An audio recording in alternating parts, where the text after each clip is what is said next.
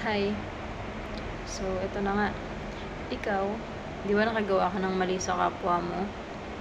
Nakagawa ka ng kasalanan. Napatawad ka na ng tao na nagawan mo ng mali. Okay ka na.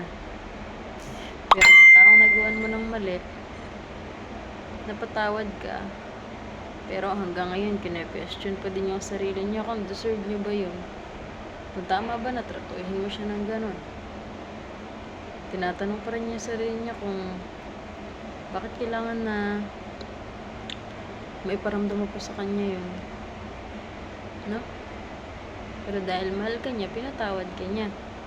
Dahil mahal tayo ng tao, ng kapatid natin, ng partner natin, ng kaibigan natin, pinapatawad nila tayo. Pero dahil akala natin, or dahil alam natin na love nila tayo, okay lang sa atin na makagawa tayo, makapagsalita tayo ng hindi maganda, nang hindi natin naiisip yung mental health nila, na okay lang kasi close naman kami nito. Okay lang, mapapatawad ako niyan kasi mahal ako niyan.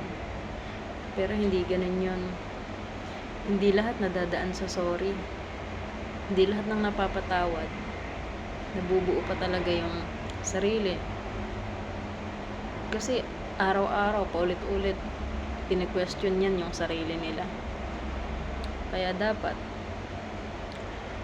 hindi ka na bata. Maging mabait ka naman. Kasi ako hindi rin ako mabait.